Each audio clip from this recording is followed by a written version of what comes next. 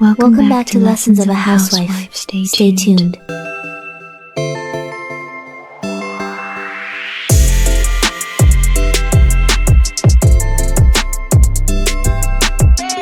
Welcome to 2026 with Loa. Welcome back, everyone. And let's talk about this effect taking place this new year. I will call it the Eartha Kitt effect. Not compromising in relationships, of course, but turned it to not compromising for anything or anyone. Now, everyone knows who this woman is, Eartha Kitt, as she held an impact for many in her time with her iconic voice called the purr. But if you don't know who she is, here's some background. She was born in South Carolina in 1927. Tragic background, with allegedly being a product of sexual assault. She has a mixed heritage and pale complexion, so she was rejected by her mother's lover and sent to New York City to live with an aunt. Starting a career as a dancer in Catherine Dunham Company, prestigious school, given a role of Helen of Troy in Dr. Faustus, and dominated the 1950s with Santa Baby. By the 60s, she had the major role of Catwoman in the Batman series. Eartha Kitt was the first Black woman to achieve mainstream TV success in such roles. She was blacklisted with American Entertainment when she spoke bluntly about Vietnam War, so she went overseas to gain more work. She returned to the US in the late 70s to reinvent herself on Broadway shows, and was known as the voice of Yzma in Emperor's New Groove.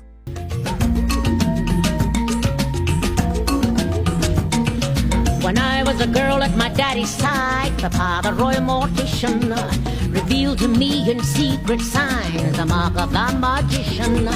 And Daddy was no dummy, did outrageous things with the mummy, and often the stiffs that he would drive would look better dead than they did alive. Soupy baby, turn me on, every wrinkle soon be gone. I could squeeze myself with glee, the promises you made to me. I've really stopped at nothing, murder, treachery, and lying. Whatever it takes to keep my looks, you really can't blame a gal for trying. Now, she only married once to a William McDonald for 5 years, who was a real estate associate, and it didn't last because, simply put, he reportedly wanted a traditional wife who was domestic and grounded, and she was an international superstar and chose her career. Now, the thing I want to point out is her view on men is best summarized in the viral documentary clip where the interviewer asks her if she would compromise for a man. But before we play this clip, I want you to understand why this clip matters. Because Eartha Kitt is often held up as a symbol of freedom, independence, and self-love, especially by modern women who believe compromising in relationships is some form of self-erasure, loss of identity, or perhaps to change their diabolical ways. Her words have been quoted, reposted, and treated like a doctrine.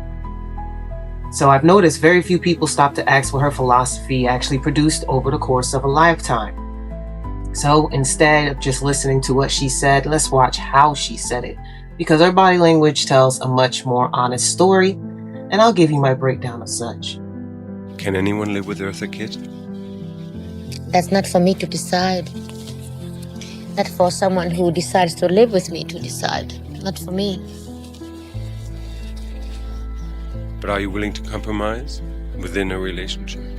To compromise? What is compromising? Compromising for what? Compromising for what reason? To compromise for what? To compromise. What is compromise? If a man came into your life, wouldn't you want to compromise? Stupid. A man comes into my life and I have to compromise? You must think about that one again.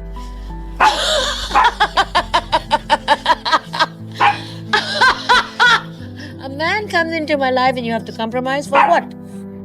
For what? For what? A relationship is a relationship that has to be earned. Okay, now let's analyze the reaction of Eartha Kitt. Seeing her face change to anger. She states that should be earned when it came to compromising. Such a stern statement, like this was the main requirement in her prior marriage, and denied future marriages for herself. Also, look how forced that laugh was. A man comes into my life and I have to compromise? You must think about that one again.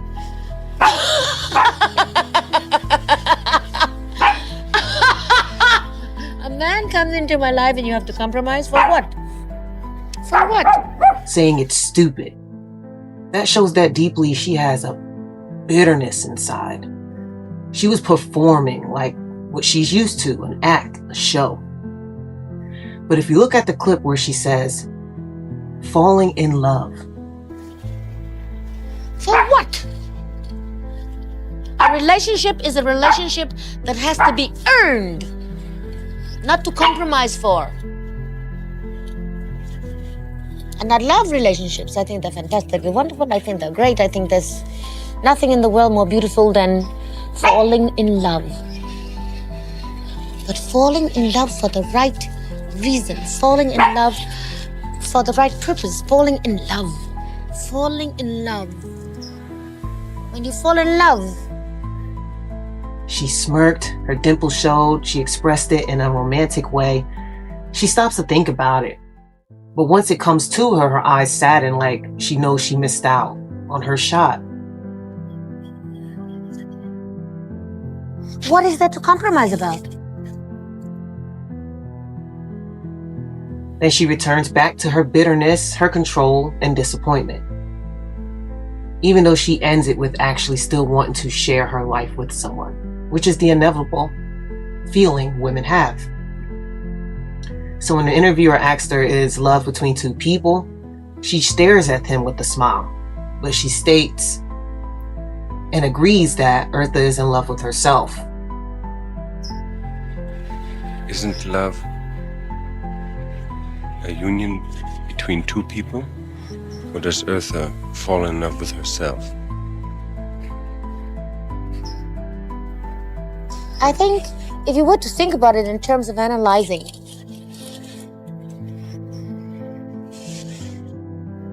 yes, I fall in love with myself and I want someone to share it with me. After she goes into a deep thought before answering that. You know, she's saying she fell in love with herself and wants someone to share that with her. But what she's really saying is that her mindset on love is selfish, and who she chooses to share her life with should be infatuated and revolve around her. Eartha Kitt ended up spending the next 40 plus years of her life alone due to that, even though she had admirers and flings, but no one stayed to build a life with her. And this is what happens when a woman thinks dominance is dignity. I want someone to share me with me.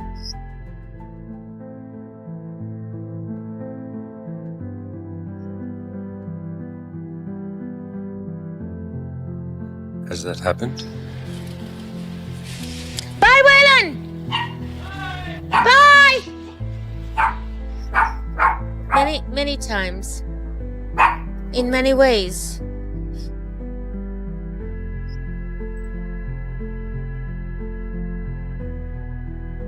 So when you don't have submission and compromising in your heart in a relationship that actually builds marriages today, you form an isolation for yourself. There's meaning in those two because it actually brings the structure, security, guidance, provision, certainty, and fulfillment that's necessary with the masculine hierarchy of men. It allows women to build with a man instead of being alone in a world where we're not designed to be. And you see, the compromise would have made her life stable, long-term marriage possible, but without compromise, there's no union with men with her. And honestly, what men seek and compromise from their women is nothing compared to what they have to compromise. So now today brings forth the Eartha Kitt effect, which is the idea of compromising still being a problem. Women all over social media with the same idea. They don't want to share with a man, compromise with a man, be validated by a man, or govern under a man. They so much are willing to just die alone this way, because the very thought of having a man in their life the traditional way, they consider a burden. A male duty is to uplift the female. Okay? Uplift me. Okay? Don't focus on what I got. Why are you trying to count what's in my pockets or what I have? Males that do that, that's some bitch ass shit to me.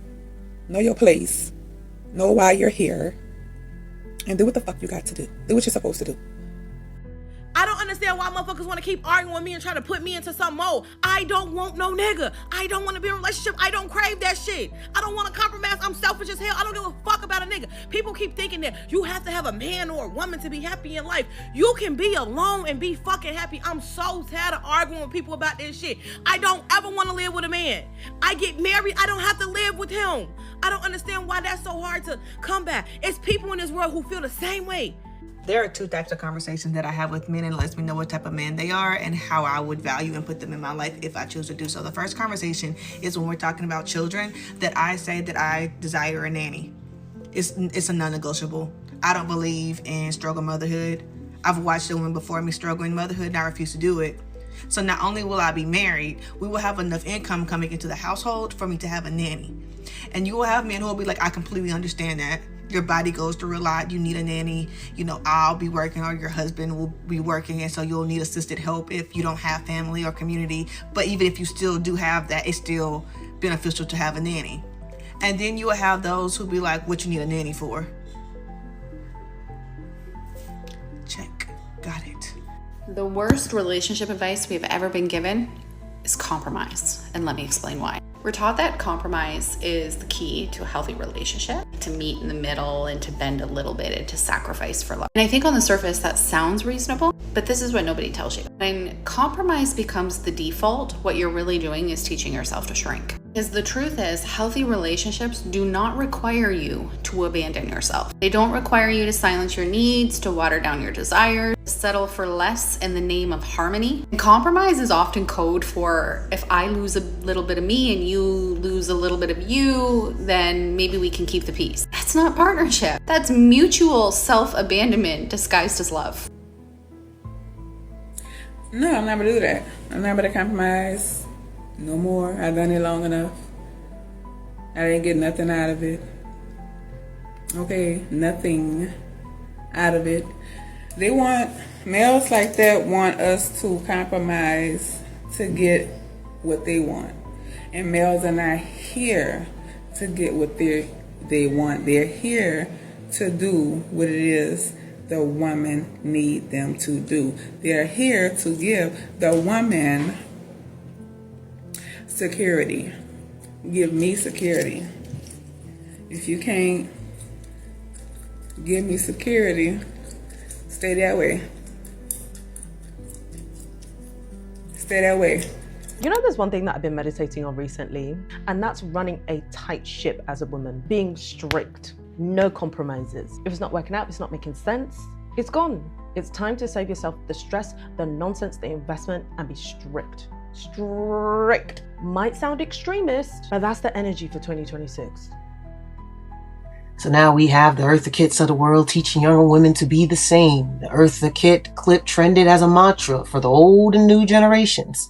Believing that relationships should never come with this in mind, or don't be in a relationship at all. Eartha Kitt's life is actually proof that independence does not lead to fulfillment. You can see sadness with her. You can blatantly see she was suffering. She carried herself in that interview as broken, but played it like she was living her blessed life, like some women would say. She didn't even share her life or build with anyone, and dies alone of colon cancer.